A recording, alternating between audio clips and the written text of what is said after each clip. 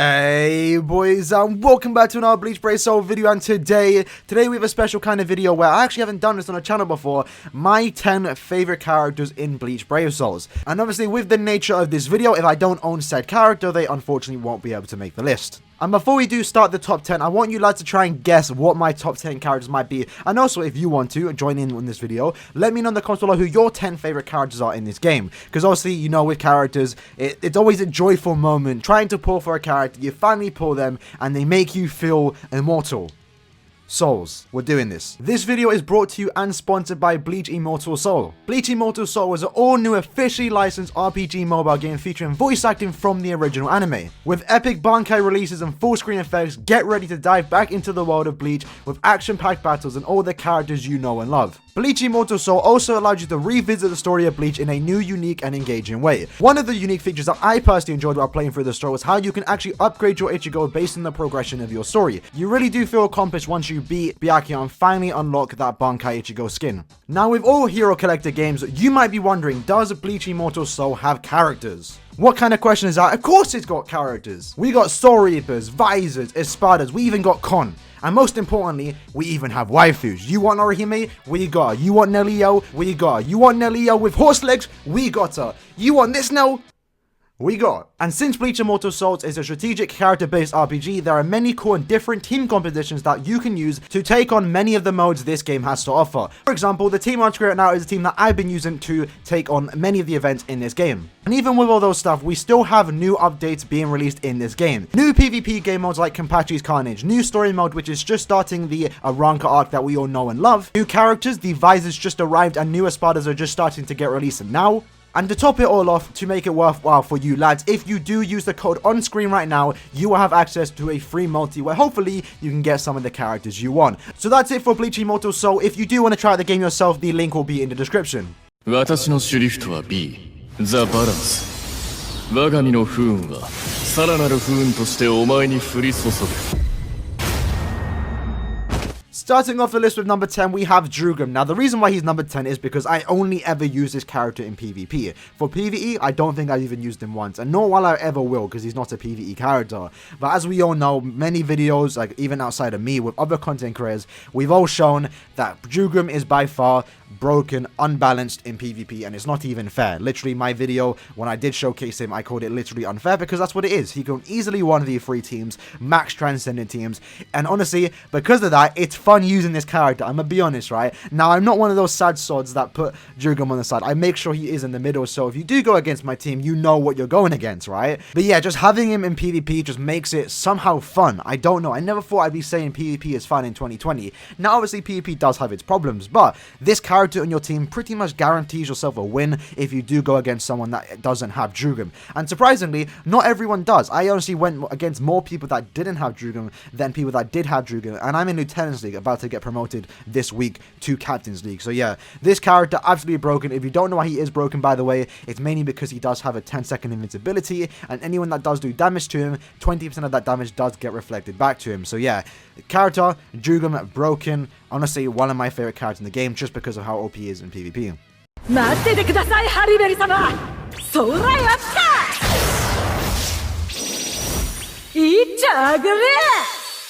Coming at number 9, we have Apache. This character I never would have thought I'd be calling a waifu in 2020, but here we are. Honestly, I can't explain how good she is for just normal play. Very good kit because she does have very good strong attacks, Havoc plus 20%, 40% Berserker and Bruiser, 60% Devastation. Everything about this character, amazing. Healing on her special, weakens defense. And also the main thing about her is the fact that she does have an Espada Killer. Now, prior to 2020, we probably wouldn't be happy about seeing an Espada Killer on an SP character. But now, with the fact that we do have high Bruiser and Berserkers, characters like Apache can afford getting quote-unquote bad killers because it really doesn't matter. Sometimes she's actually even hitting harder than characters that do have killer advantage, which is just crazy to think about. But obviously, with the Espada Killer, that means she's a very good character for the Espada Killer week in Guild Quest, which is going on right now. I can't explain how easy it is to use this character compared to other characters that aren't really built for that game mode. For example, 8 weeks ago when the Guild Quest first came out, I had to use Power Eisen and rely on Weakening to get through that quest. It took me half an hour, sometimes an hour to try and beat the quest just once, and after that I couldn't really be involved and just got to the final boss and just settled it there. With Apache, I go in, no hits, breeze through it. My teammates, if they're about to die, I just use my spell bomb, weakens the defense so they can do more damage and also heal them up. She's just a very good character for Guild Quest, and honestly speaking, she's probably one of the best Guild Quest characters. Obviously, you can only use her in the Espada week, but the way she was built is just very, very good, and that's why she's number 9. I love using her in Guild Quest. She makes my life easier, and I also really do like her design, and also the way she plays for normal PvE play.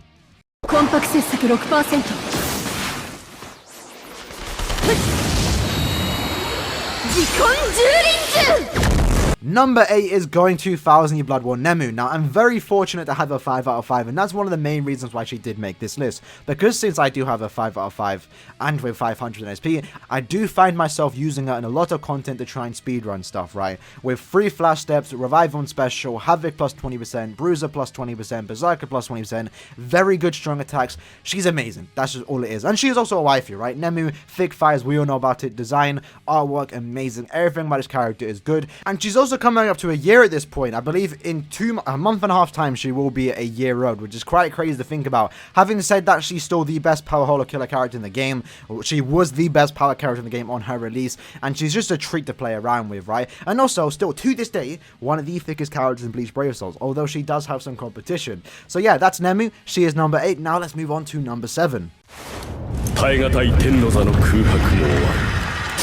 これからは私が天に立つ。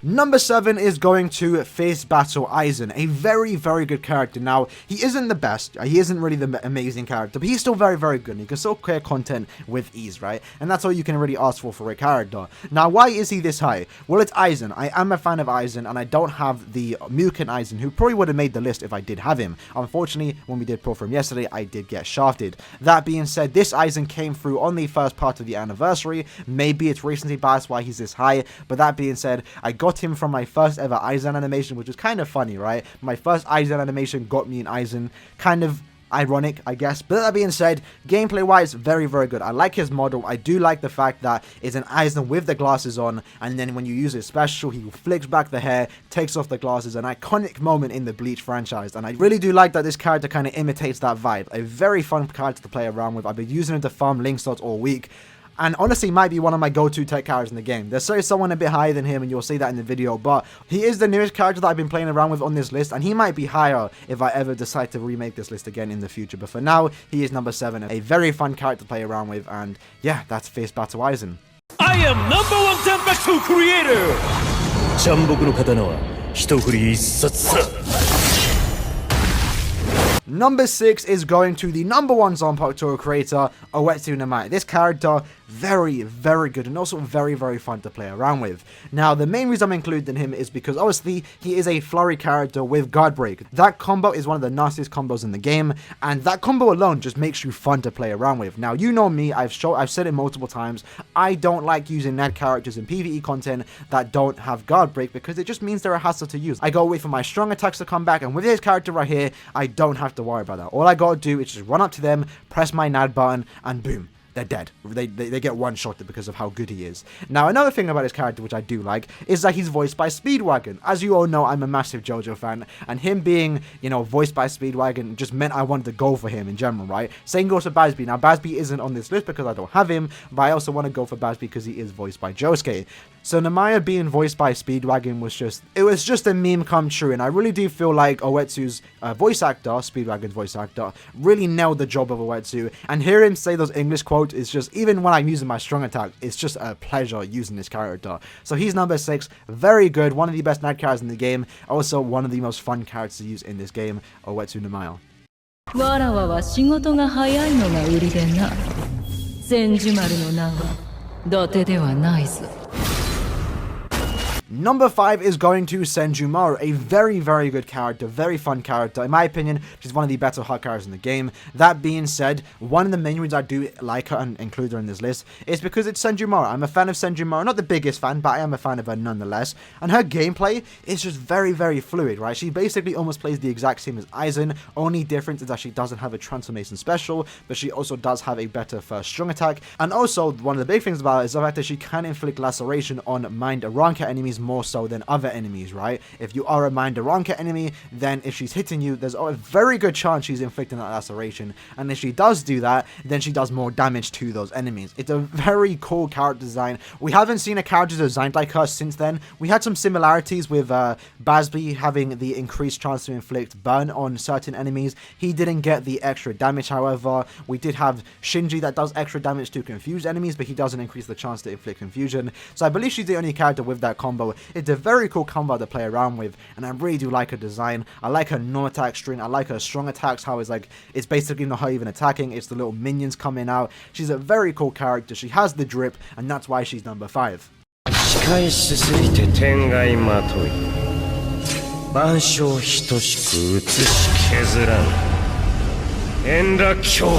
Number 4 is going to Tokinada, and honestly I feel like I'm doing a disservice putting him at number 4. He should be number 1. He's a very, very good character.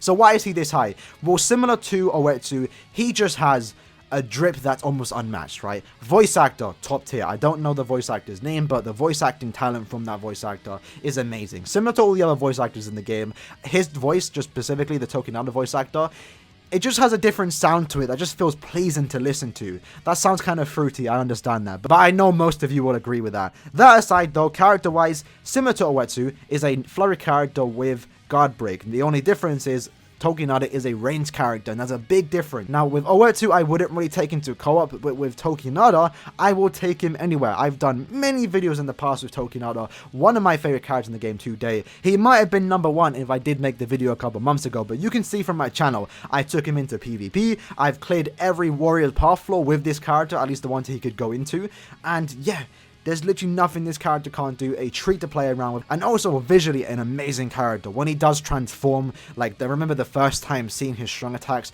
and the fact that he does copy the Soul Reaper's powers that he has seen, you know, with his Nat string, he's using a Zenbon Zakura, Hainako, Zabimaru, Katen Kokotsu, and even Yamamoto's Zanpakuto abilities with the fire stuff on his first strong attack. This character is just amazing, a treat to have, and honestly, I hope you guys did pull him if you did pull for him, because he literally just released this week, so a treat to play around with, and that is why Tokinada is number 4.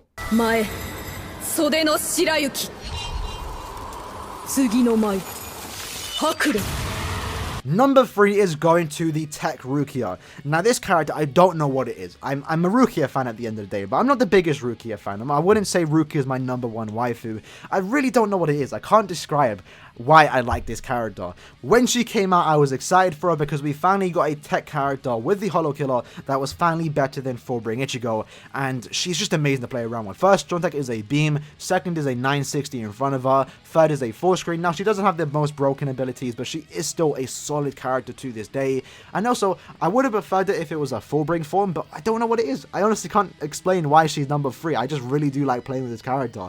Maybe because it's Rukia and she's actually a good character, maybe it's the ice effects. I really don't know. I just always like playing with this character, and that's why she's number 3. I'm sorry I couldn't give her a proper explanation, but I really just like using her in this game.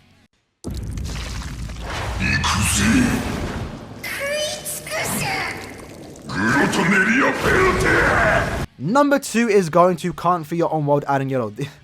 Yes, lads, unfortunately he isn't number 1, or they aren't number 1. So, if you don't know, I even like this character, because I do get that asked a lot. Why did I name myself after this character? Why do I like this character? Well, the simple reason is my name is Aaron, and that alone, I was like, oh, this character has my name in it. I think he's quite cool. That's kind of cool, right? But also design-wise, he's one of the cooler Espadas. Now, he didn't obviously get to showcase much in the anime/manga, but we're not here to talk about that. Design-wise, I thought they were quite cool, and this Can't For Your Old version of Aaroniero is literally amazing. I just really do like this character. I love the playstyle of this character. Strong attacks are amazing. Could have been better. If they got Havoc, it would have been way better, but that being said, you know, he's still very, very good. And one of the cooler things about it, and this is just me kind of being a fanboy, is the fact that the squeaky voice of Aaroniero, the high-pitched voice, kind of speaks a lot in this version. Now, if you look at the OG Aaroniero, I believe the only time the squeaky voice or the high-pitched voice speaks is during the second strong attack. The dying voice note, the normal attacks first, third, and special attack is all done by the deep voice. This version of Aaroniero, the Can't For Your Old one, is a mixture of both, right? No attack string, first strong attack, third is all done by the deep voice, And then the dying voice and second strong attack is done by the squeaky voice, and then the special animation and summoning voice line are shared between both of them. So I do kind of like that. It's just me kind of being a fanboy between both voices, right? And also, one of the cool things is also the voice actors. They don't have like the robotic tone to them, similar to the original version has, right? So I really do like it. I'm just a fanboy for this character. And of course, you know they had to make it to number 2. So since they made it to number 2, who's going to make it to number 1? Well, you're about to find out right now. 我が剣筋 K に見切ることなどかなわぬ Yes, number 1, my favorite character in the game at this point in time is 5th Anniversary Byakuya. Who would have thought that I'd be saying my favorite character in the game is a Byakuya? Now, as you know, if you even saw my reaction to the fact that we were getting an Anniversary Byakuya, I was very disappointed. I was like, that's not really cool. Byakuya, really? I was kind of expecting something else. And I did not expect this character, like a different kind of unique version of Byakuya, quote-unquote Beyond Bankai. I know they don't use that, but that's just the fan term for it right now.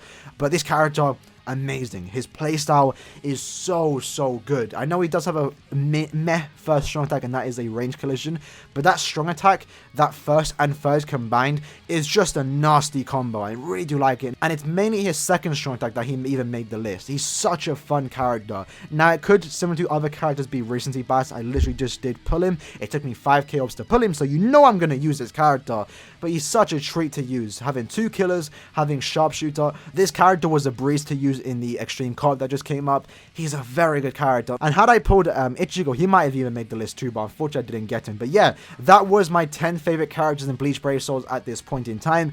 Let me know in the comments below what your 10 favorite characters are. And also another reminder to download Bleach Immortal Souls. I'm very flattered that they came out to sponsor this video for today. I've been playing the game since launch, so I'm very happy to be promoting it for you lads. The link will be in the description. If you do use that code as well, you will get yourself a free multi. It's a fun game. I encourage you guys to check it out. That being said, that was, we hope you guys did enjoy it, and I'll see you guys in the next one. Peace.